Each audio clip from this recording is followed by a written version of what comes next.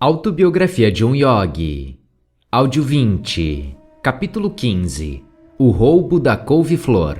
Mestre, um presente para o senhor. Estas 6 enormes couves-flores foram plantadas por minhas mãos. Cuidei de seu crescimento com ternura de mãe que aleita e cria seu filho. Apresentei a cesta de vegetais com um gesto floreado cerimonioso. Obrigado. O sorriso de Shri Yukteswar era de calorosa apreciação. Por favor, guarde-as em seu quarto. Precisarei delas amanhã para um jantar especial. Eu acabava de chegar em Puri para gozar minhas férias de verão em companhia de meu guru, em seu eremitério à beira-mar. Construído pelo mestre e seus discípulos, o alegre e pequenino retiro, com um andar superior, dá frente para a Baía de Bengala. Acordei cedo na manhã seguinte, reanimado pela salgada brisa marinha e o encanto quieto do ashram. A voz melodiosa de meu guru estava chamando. Dei uma vista de olhos às minhas estimadas couves-flores e acondicionei-as com esmero sob meu leito. Venham, vamos à praia. O mestre seguia em frente, mostrando o caminho. Diversos discípulos jovens e eu o seguíamos, em grupo esparso. Nosso guru nos examinava com um brando espírito crítico. Quando nossos irmãos ocidentais caminham, timbram comumente em acertar o passo. Agora, por favor, marchem em 2 fileiras. Conservem todos o mesmo passo, ritmicamente.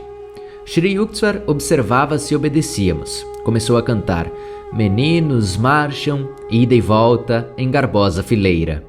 Era-me impossível não admirar a facilidade com que o mestre acompanhava o passo rápido de seus jovens estudantes.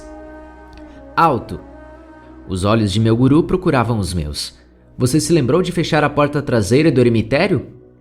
Penso que sim, senhor. Shri Yukteswar permaneceu silencioso durante alguns minutos, com um sorriso meio reprimido em seus lábios. Não, você se esqueceu, disse ele, afinal. A contemplação divina não se deve tornar uma desculpa para o descuido material. Você descurou o seu dever de salvaguardar o ashram. Deve ser punido. Julguei que ele estivesse obscuramente gracejando quando acrescentou: suas 6 couves-flores em breve serão apenas 5. Demos meia volta, obedientes às ordens do mestre, e represamos até as proximidades do eremitério. Descansem um pouco, todos. Mukunda, olhe à esquerda, por entre o casário. Observe a estrada além.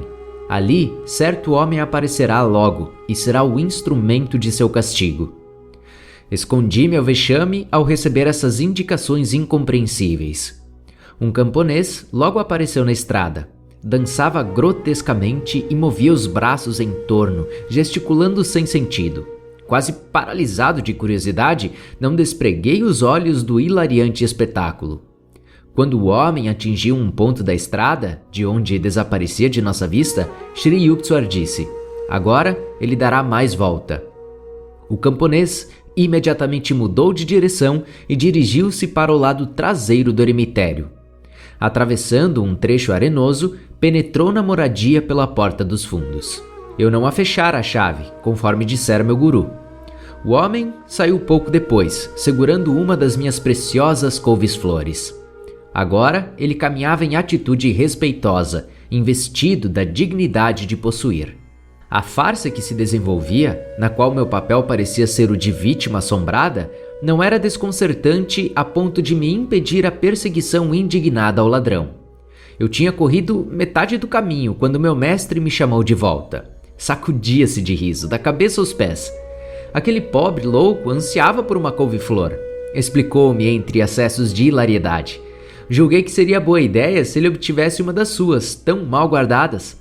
Corri para o meu quarto, onde descobri que o ladrão, evidentemente padecendo de uma fixação em vegetais, deixara intocados meus anéis de ouro, o relógio e o dinheiro, tudo exposto sobre o cobertor.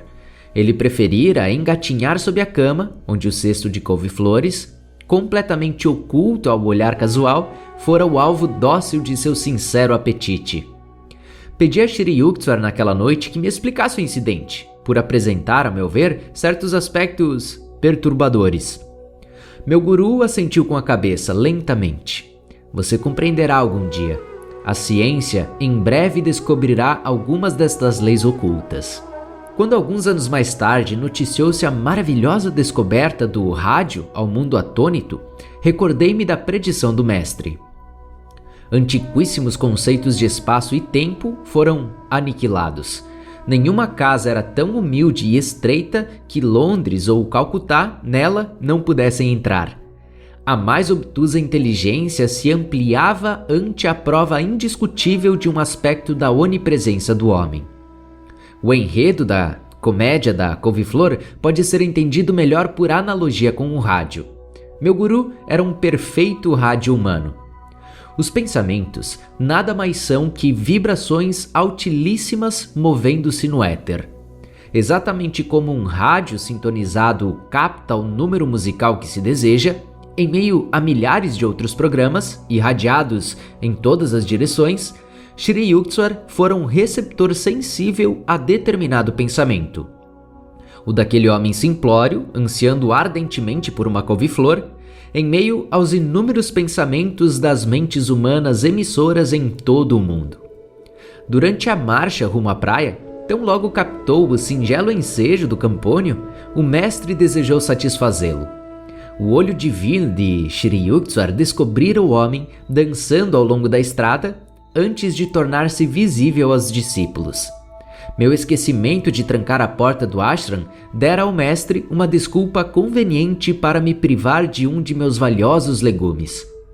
Depois de assim funcionar como instrumento receptor, Sri Yukteswar então operou, através de sua poderosa mente, como estação emissora ou radiodifusora. Neste desempenho, ele pudera dirigir com êxito a inversão de rumo do camponês e seu encaminhamento para o meu quarto até uma única das flores comestíveis. A intuição, que é o guia da alma, surge com naturalidade no homem, nos instantes em que a mente se acha calma. Quase todos já tiveram a experiência de um pressentimento inexplicavelmente correto, ou transferiram seus pensamentos com exatidão a outra pessoa. A mente humana, quando liberta das perturbações ou da estática da inquietude, tem o poder de realizar todas as funções dos complicados aparelhos de rádio, enviando e recebendo pensamentos ou deixando de sintonizar os indesejáveis.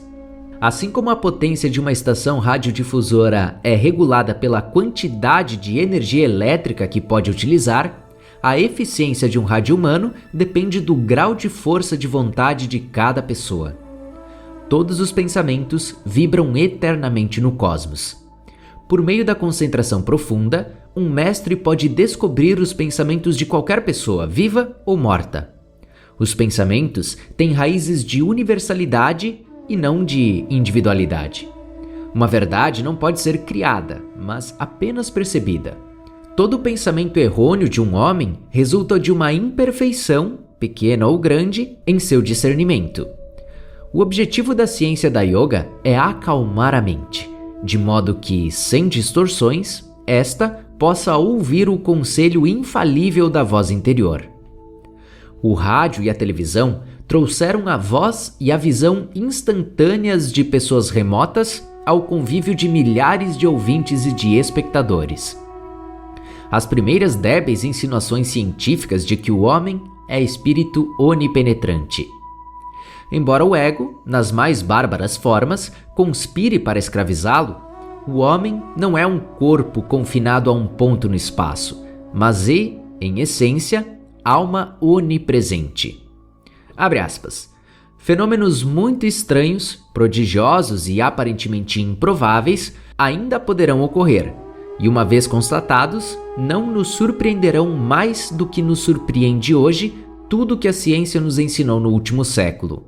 Fecha aspas, declarou Charles Robert Richet, Prêmio Nobel de Fisiologia. Supõe-se que fenômenos, agora aceitos por nós sem surpresa, não provocam nosso espanto porque são compreendidos. Mas a verdade é outra. Se eles deixaram de nos surpreender, não é porque sejam compreendidos, mas porque nos são familiares. Pois, se aquilo que não compreendemos devesse nos surpreender, então deveríamos nos surpreender com tudo. A queda de uma pedra arrojada ao ar, a semente que se converte em carvalho, o mercúrio que se dilata ao ser aquecido, o ferro atraído pelo ímã. Abre aspas. A ciência de hoje é conhecimento insignificante. As verdades assombrosas que serão descobertas por nossos descendentes encontram-se agora mesmo a nosso redor, de olhos arregalados postos em nós, digamos assim. E apesar disso, nós não as vemos. Mas não basta dizer que não as vemos, nós não as queremos ver. Pois logo que se apresenta um fato imprevisto, com o qual não estamos familiarizados, tratamos de situá-lo no esquema de lugares comuns do conhecimento adquirido, e nos indignamos se alguém ousa proceder a experimentos mais avançados. Fecha aspas. Aconteceu um fato humorístico alguns dias mais tarde, depois de me ter sido roubada tão ingloriamente a couve-flor. Não se podia encontrar certo lampião de querosene. Tendo eu comprovado, tardiamente, a visão onisciente de meu guru, pensei que localizar o lampião seria um brinquedo de criança para ele e aguardei a demonstração. O mestre percebeu minha expectativa. Com gravidade exagerada, interrogou todos os residentes do ashram. Um jovem discípulo confessou ter usado o lampião para ir ao poço, no pátio de trás. Shri Yukteswar deu este conselho solene. Procure o lampião perto do poço. Corri ao poço, mas do lampião, nada. De crista caída, regressei a meu guru.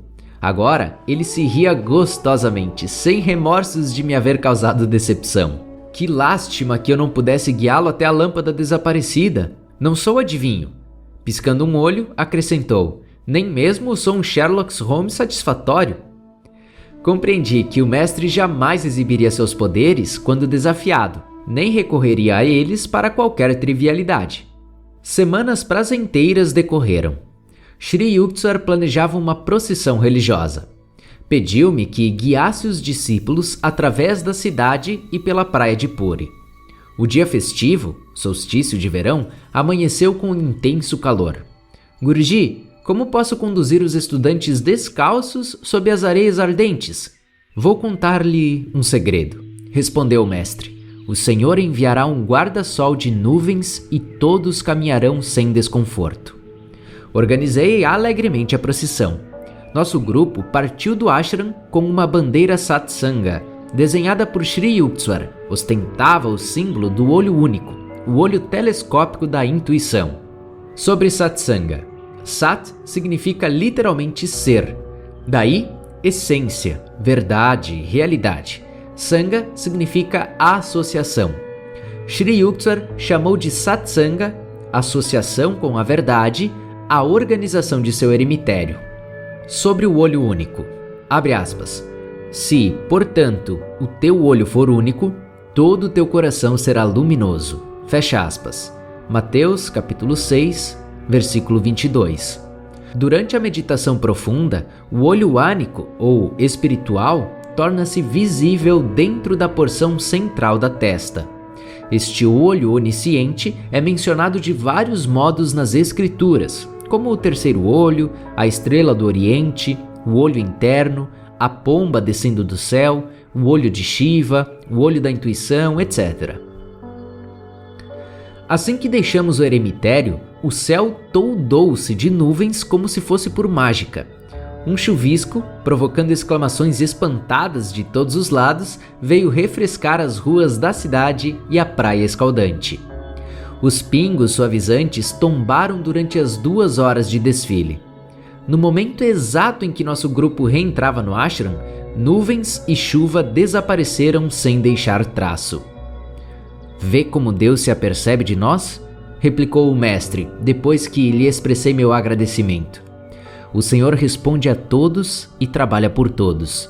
Ele mandou a chuva a meu pedido, e assim também realiza qualquer desejo sincero do devoto. Raramente os homens percebem com que frequência ele presta atenção às suas preces.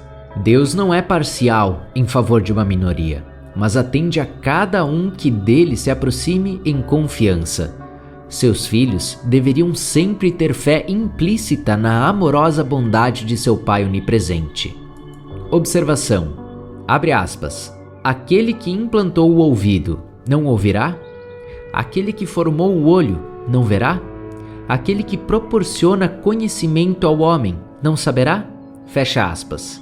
Salmos 94, versículos 9 e 10.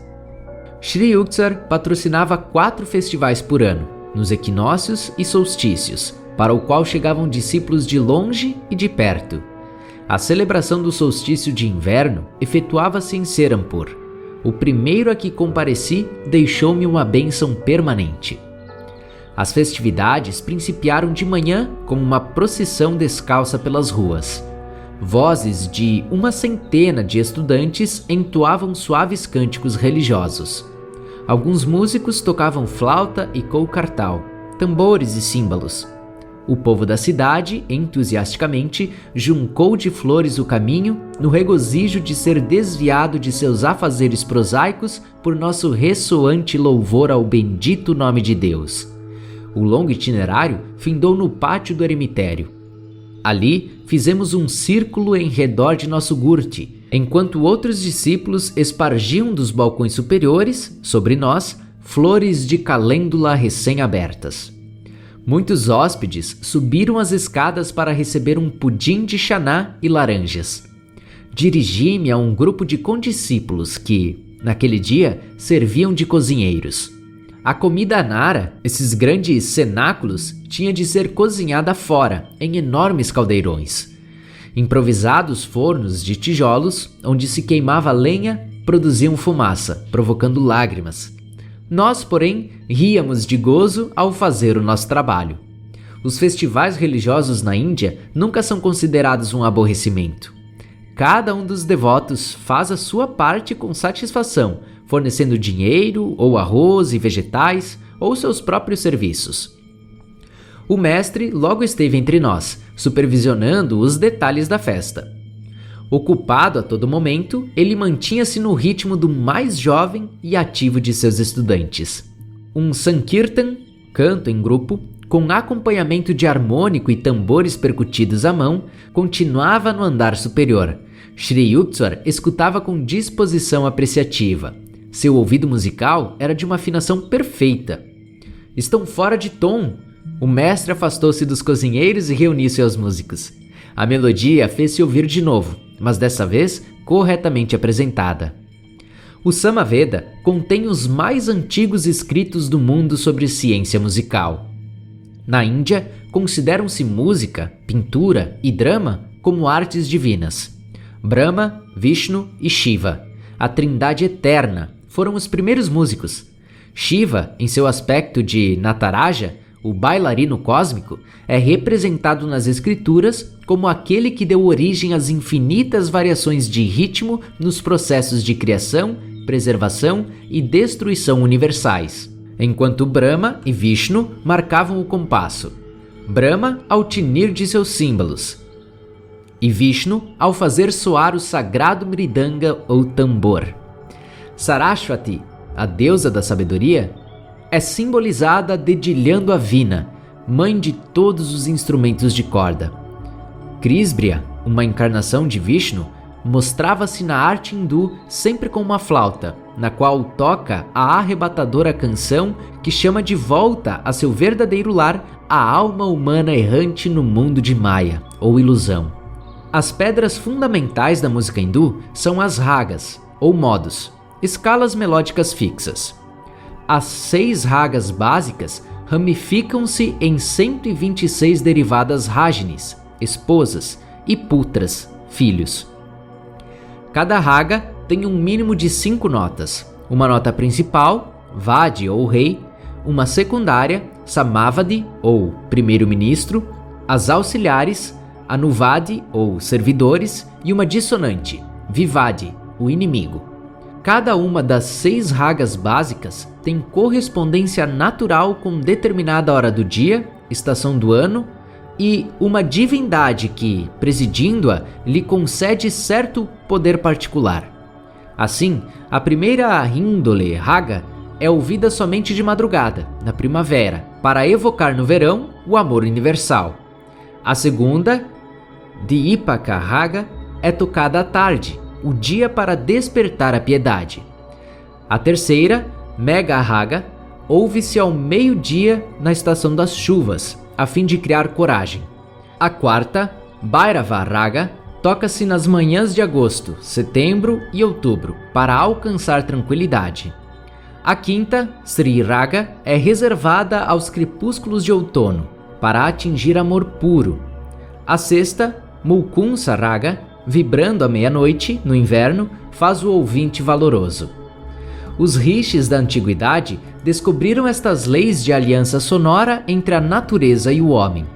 Sendo a natureza uma objetivação de Om, do som primordial ou verbo vibratório, o homem pode obter controle sobre todas as manifestações naturais através do uso de certos mantras ou cantos. Documentos históricos narram os poderes espantosos possuídos por Mian-Tan Sen, músico da corte de Akbar, o Grande, no século XVI. Recebendo ordem do imperador para cantar uma raga noturna, enquanto o sol dardejava sobre suas cabeças, Tansen entoou um mantra que instantaneamente mergulhou em trevas todos os recintos do palácio. A música hindu divide a oitava em 22 shrutis, ou quartos de tom. Estes intervalos microtonais permitem requintados matizes de expressão musical inatingíveis pela escala cromática do Ocidente, de 12 semitons. Cada uma das 7 notas fundamentais da oitava está associada na mitologia hindu com uma cor e o grito natural de um pássaro ou animal. Dó com o verde e o pavão. Ré com o vermelho e a cotovia, o sabiá. Mi com a cor de ouro e a cabra. Fá com o branco amarelado e a garça. Sol com o negro e o rouxinol. Lá com o amarelo e o cavalo. Si com a combinação de todas as cores e o elefante. A música hindu registra 72 tatas, ou escalas. O músico tem liberdade criadora para infinitas improvisações em torno da melodia tradicional fixa ou raga.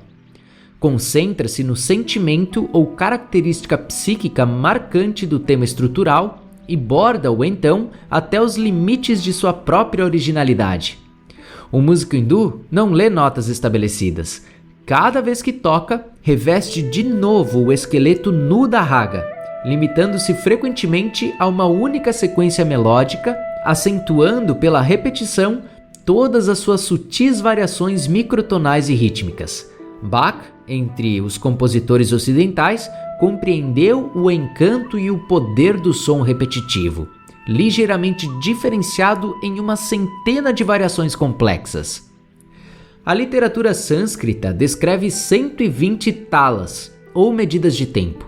Disse que o fundador tradicional da música hindu, Bharata, isolou 32 espécies de tala no canto de uma cotovia.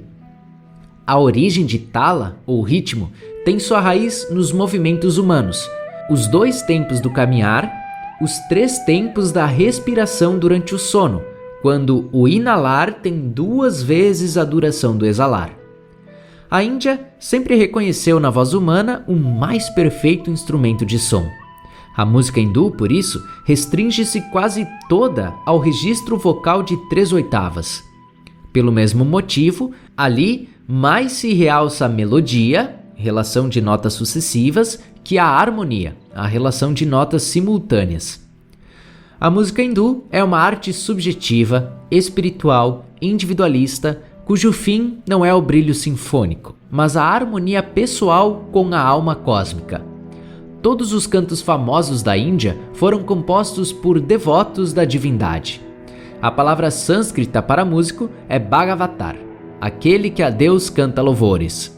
Os Sankirtans, ou reuniões musicais, são uma forma efetiva de yoga ou disciplina espiritual, necessitando concentração intensa, absorção no âmago do pensamento e do som. Sendo o próprio homem uma expressão do verbo criador, o som exerce nele efeito potente e imediato. A grande música religiosa do Oriente e do Ocidente confere alegria ao homem porque causa um temporário despertar vibratório de seus centros ocultos na espinha. Nesses beatíficos momentos, reacende-se uma apagada memória de sua origem divina. No dia do festival, o Sankirtan, ressoando desde a sala de reuniões de Shri Yuksar, no andar superior, inspirava os cozinheiros entre as panelas fumegantes. Meus condiscípulos e eu cantávamos alegremente os estribilhos e marcávamos o compasso, batendo palmas. Ao pôr do sol, havíamos servido centenas de nossos visitantes com khichdi, arroz e lentilhas, carril de vegetais e pudim de arroz. Estendemos cobertores de algodão no pátio e, em breve, a assistência sentava de pernas cruzadas sob a abóbada de estrelas, em quietude, atenta à sabedoria que fluía dos lábios de Shri Yuksar. Seus discursos públicos davam ênfase ao valor de Kriya Yoga e uma vida de autorrespeito, calma, determinação, dieta simples e exercício regular. Um grupo de discípulos muito jovens cantou alguns hinos sagrados. A reunião terminou com um fervoroso Sankirtan. Das 10 horas à meia-noite, os residentes do ashram lavaram panelas e caçarolas e limparam o pátio. Meu guru chamou-me a seu lado. Estou satisfeito com seus serviços, prestados alegremente, hoje e durante os preparativos da semana que passou. Quero que fique comigo esta noite e você pode dormir em minha cama. Este era um privilégio que nunca pensei desfrutar. Sentamos um pouco, em divina tranquilidade. 10 minutos depois de havermos deitado para dormir, meu mestre levantou-se e começou a se vestir. O que sucede, senhor? A alegria de dormir ao lado de meu guru tingiu-se repentinamente de irrealidade. Penso que alguns estudantes, havendo perdido os trens de baldeação, logo chegarão aqui. Vamos preparar alguma comida. Guruji, ninguém virá a 1h da madrugada. Fique no leito, você trabalhou arduamente, mas eu vou cozinhar. Em virtude do tom resoluto de Shri Yuksar, saltei da cama e o segui à pequena cozinha adjacente à sacada interna do andar superior, de uso diário. Arroz e dal logo estavam fervendo. Meu guru sorriu afetuosamente. Essa noite você venceu a fadiga e o medo ao trabalho duro. Nunca mais o incomodarão no futuro.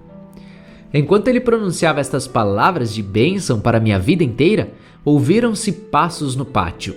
Corri escadas abaixo e dei entrada a um grupo de estudantes.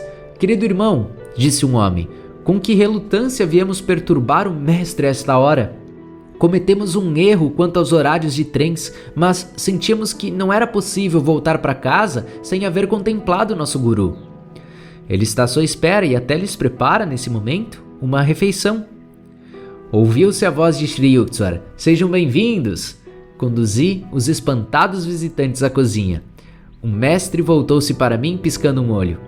Agora que você obteve as necessárias comprovações, sem dúvida está satisfeito de que nossos hóspedes tenham perdido o trem. Meia hora mais tarde, eu o acompanhei a seu dormitório, antegozando a aventura e a honra de dormir ao lado de um guru semelhante a Deus. Continua no próximo áudio.